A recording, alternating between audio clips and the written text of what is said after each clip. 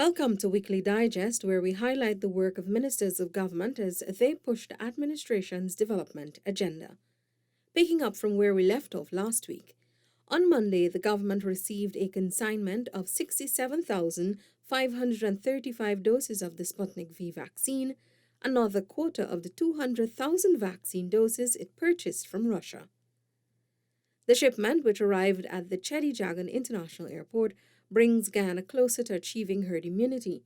Minister of Health, the Honourable Dr. Frank Anthony, urged the nation to capitalize on the opportunity to get immunized against a severe form of COVID-19. Attorney General and Minister of Legal Affairs, the Honourable Mohamed Anil Nandlal, on Monday met with residents of Clonbrook and Annsgrove, East Coast Demerara. These meetings were aimed at discussing opportunities being offered through the government's 20,000 online scholarships program. We also ensured that there are courses for every Guyanese, irrespective of where you stand in terms of your matriculate qualifications. We ensured that we chose universities whose academic integrity is respected, so that when you are certified and you are given a paper, a degree or a certificate or a diploma, it is recognized. Minister of Parliamentary Affairs and Governance, the Honourable Gail Teixeira, has commended the work of Equal Ghana, a non-governmental human rights organization which advocates for the respect and acceptance of the LGBTQ community and its allies. Minister Teixeira was speaking on Monday following the signing of a project contract between the High Commission of Canada and Equal Ghana. The project is titled Promoting Gender Equality with the focus of establishing LGBTQ rights through engagement, education and empowerment. We have not made many of the changes that many other countries of the world have made. However, I believe firmly in the three principles that Equal Guyana is also promoting.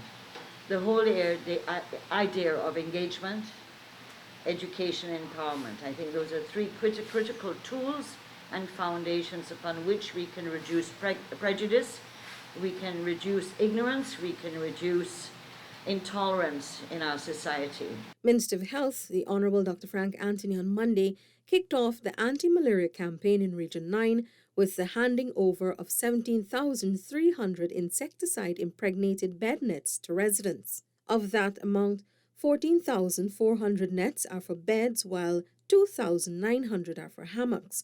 Minister Anthony says the campaign is geared at ensuring the numbers of cases are reduced and, where possible, eliminated. The bed nets that we are giving out is a specially designed net that has insecticide that is embedded into the net.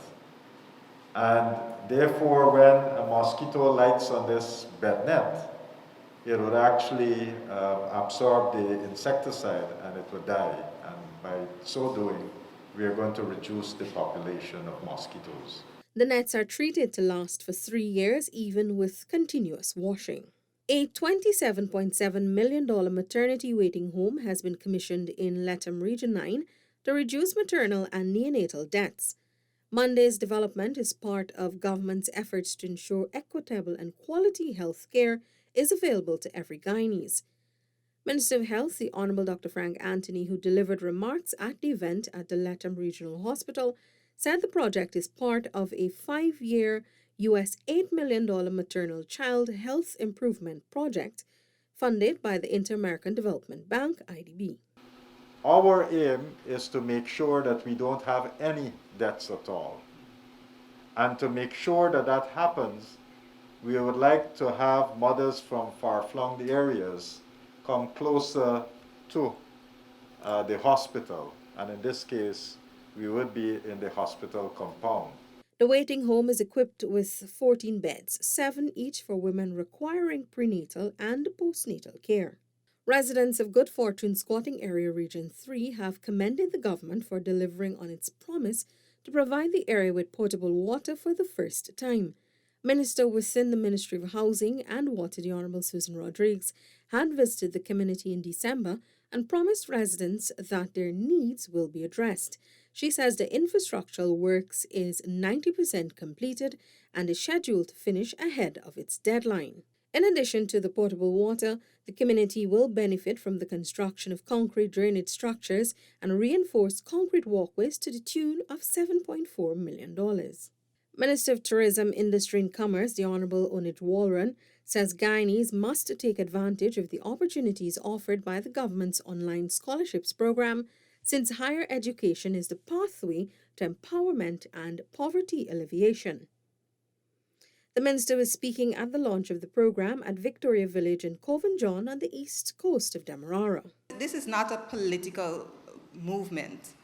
This is an attempt to give into what matters.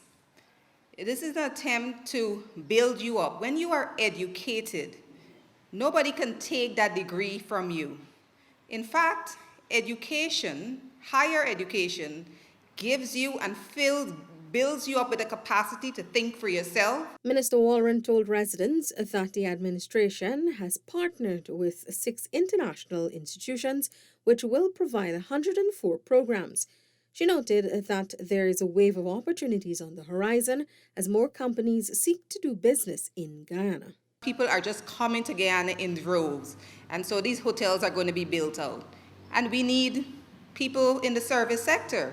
We need trained people to work in these hotels, because these branded hotels don't take you off the street. They want to make sure that you have your certificates. Agriculture Minister, the Honourable Zulfikar Mustafa, on Wednesday spearheaded the signing of some $975.1 million in contracts, which will see the various agriculture agencies enhancing their services to better the lives of Guyanese. Here we have almost 8 contracts for NDIA alone, and we have other agencies, NARI, Hope Coconut Estate, we have Hydromet, GSA. We will expect that you all carry out this work with ensuring that you follow the necessary specifications.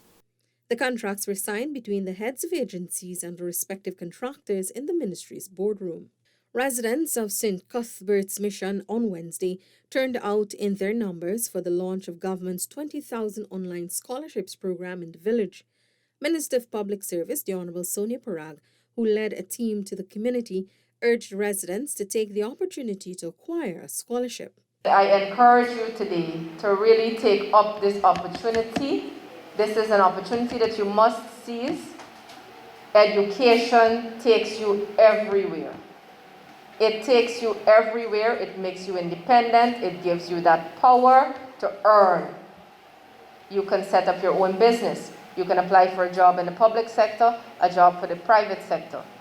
Anything of your choice. We have so many programs there available, at least 8 to 5 programs there available, that you will find something. Minister of Education, the Honourable Priya Manikchan, and Chief Executive Officer Dr. Marcel Hudson announced the Caribbean Secondary Education Certificate CSEC and Caribbean Advanced Proficiency Examination CAPE results on Wednesday. With a total of 12,009 students sitting the CSEC 2020 examination, Guyana has recorded an overall pass rate of 75.99% as compared to 73% in 2019, while the overall pass rate for CAPE is 93.16%. Mathematics and English, 2 critical areas for matriculation, for moving on to university and so on. Grades 1 to 3 passes in English remained constant with pass rates of 77.91% in 2020 as against 77% in 2019. English B improved significantly from 58.1% in 2019 to 78.3% in 2020. That's some 10% improvement there. 10 or 20? Yeah, 20, yeah. A noted improvement was recorded in mathematics with a pass rate of 48.66 in 2020 as against 43 in 2019 in mathematics. The pass rate actually improved. Additional mathematics recorded a pass rate of 74.3 in 2020. Ghana has topped the entire Caribbean at the 2020 Caribbean Advanced Proficiency Examination CAPE and the Caribbean Secondary Education Certificate CSEC examinations. Out of the 7 awards that the Caribbean Examination Council CXC gives to the regional students for CAPE, Ghana will be receiving 2, and out of the 5 awards for CSEC Ghana copped 4.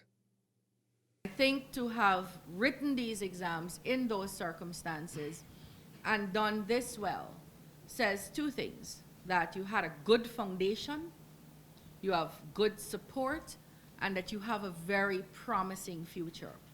And today I tell you that we will work very hard in the government and in the Ministry of Education to make sure that you don't, for want of financial resources or guidance,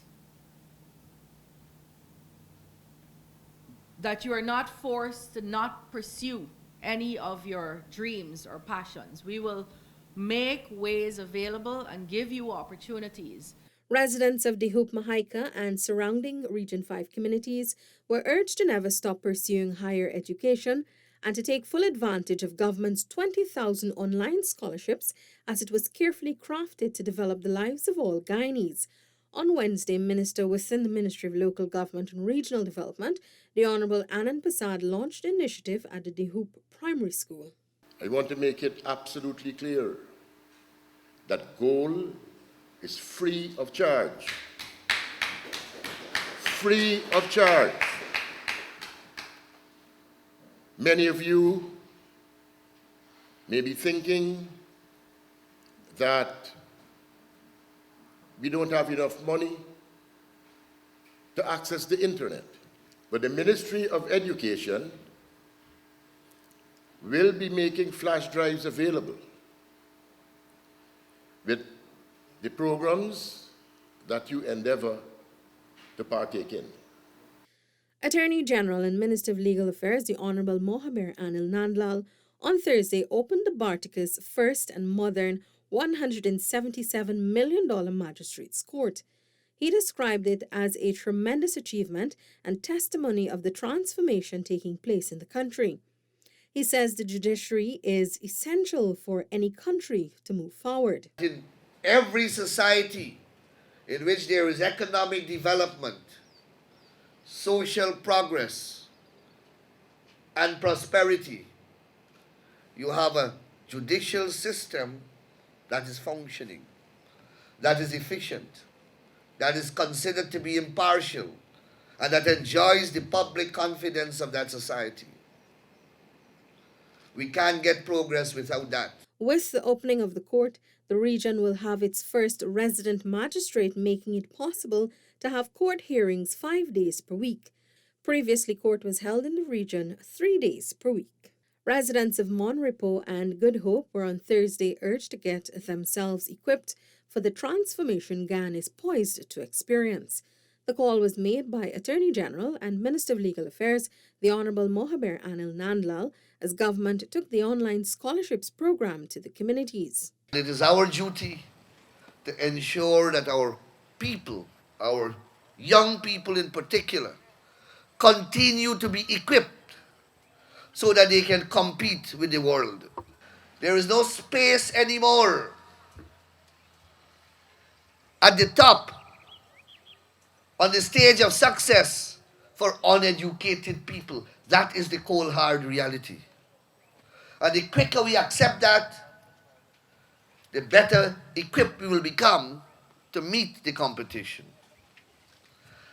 And it is against that backdrop that this program was conceived. Meanwhile, Minister of Tourism, Industry and Commerce, the Honourable Onij Walren, also noted that the program is one that should not be taken lightly.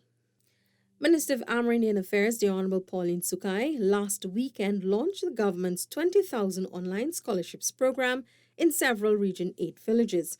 During the 5-day visit, the minister spoke of many programs and certificates that are being offered by the 6 international universities. These opportunities will require a certain level of entry, but there are some programs that the program list offered that will encourage those without the required certification to apply for those programs. And when you do well in the first 6 months of the program, and the institution is satisfied that you are student material, scholarship material, you will be able to graduate into a bachelor's degree program. The government has committed to undertake major infrastructural works in East Ruimveldt. On Thursday, Minister of Public Works, the Honourable Bishop Wan Edgell, Local Government and Regional Development Minister, the Honourable Nigel Darmlal, and Agriculture Minister, the Honourable Zulfikar Mustafa, met with residents of the community. From my standpoint, we will be providing quite a few $100,000 per month, nearly $1 million per month with those 25 community enhancement workers. And I'll have to appoint some team leaders as well who will help to coordinate the work within East Ruimveldt. It would not be just limited to Warlock, but the entire East Ruimveldt, because the entire ward got to be clean, right? I heard the Ministry of Local Government would have said that they will employ some people to do enhancement work in the community, and we will also, from our level, employ some people to do the drainage work in the community. Development is a partnership. It's not just what the government is doing. Development is a partnership. Government has responsibilities. People also have their responsibilities. For our own national pride, our own personal hygiene, and our own self-respect and dignity, we should revive the spirit of volunteerism, patriotism, and let us get involved in some amount of cleanup. Some 400 food hampers will be distributed to the community in observance of the country's upcoming Independence Day. Minister of Education, the Honourable Priya Manikchan, on Friday announced that schools will remain closed until September, except for those students who had returned to classroom learning. For all classes across the country, we are going to remain closed for the remaining days in May and months of June, July, and August for all of the classes that have been closed, except for those that have already returned to the classroom, which would really be grades 10, 11, and 12, or 4th, 5th, and 6th form. The minister said this decision was taken based on advice from the Ministry of Health.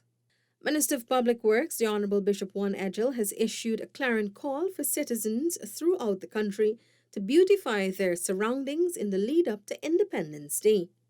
The minister made this plea while inspecting ongoing maintenance works financed through his ministry. Even if it's just the width or length of your property line, you clean up. It is something doing that was not done before. Don't let us sit back and complain that the Mayor and Town Council didn't come or the NDC didn't come.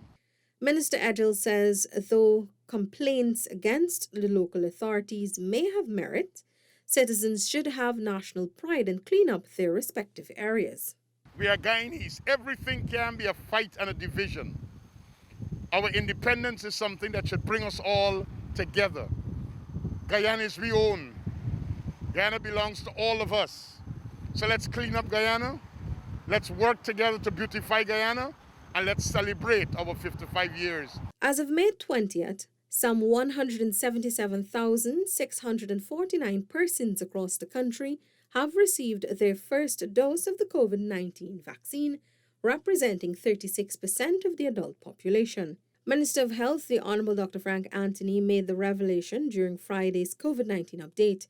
He reported that 47,504 persons have received their second dose, representing 9.8% of the population that are now fully immunized. We have also seen, when we break it down by age, that we've had, for persons 60 years and above, we have been able to immunize now with the first dose vaccine about 66.2% of that population. And for persons between 40 and 59 age group, 33.7%. and for persons 39 to 18 age group, 27.2%. Minister Anthony says that more work has to be done to improve immunization among the younger age group, 18 to 40. When we look at the number of infection that is occurring, new cases of infection, we are seeing those new cases are predominantly between 18 and 40. And so this group is more vulnerable to the infection because, I guess, because they're more active, they're moving around, they're coming in contact with persons who are positive. And because of that, they can spread the infection to others. So it is important that we immunize this age group. Vice President, the Honorable Dr. Barjagio, says there is no empirical evidence to show the efficacy of lockdowns during the pandemic. He was speaking during a media conference on Friday at the Artichung Conference Center. People often during the course of the day, they engage in economic activities and other activities that without wearing a mask or observing any protocol. So, but we will keep a close watch on the situation. We have to keep people working to at least economic activities going, and at the same time try to urge our people, all of our people, every single one of them, to try to come in, take the vaccine. Meantime, the Vice President says the government is looking at ways to continue providing assistance for people during the pandemic. We're definitely considering for vulnerable groups, like older folks and others, maybe single parents, that something, because that's easier to administer. But we are keeping constant the thought of helping these communities and people who need the help. The Vice President says government is looking at the cost of living issues carefully. The matter is also engaging the attention of policymakers daily. I have no doubt that once the pandemic is over and production levels go up, that things will come down. And locally here too, if we increase supply, then we may be able to get the cost down. The layout of the Kingston Seawall is set to undergo significant changes as First Lady Mrs. Arya Ali and Minister of Public Works, the Honorable Bishop One Edgell, on Friday rolled out additional plans to upgrade the leisure hotspot. Speaking at the consultation with a number of stakeholders, Mrs. Ali said the project will be ideal for locals and tourists alike. In the initial phases, we were hoping to zone that area, a family zone, so that we can have our children in a safe environment, clean, and there are activities that can happen there for the family in general. Minister Edgell said the project falls in line with the administration's development agenda. In conjunction with private sector stakeholders, we plan to develop this area into a world-class riverfront, seafront development with facilities that meet international standards. That's it for this edition of Weekly Digest. For these and other government-related information, do log on to our website, dpi.gov.gy, and our social media platforms as well. Goodbye.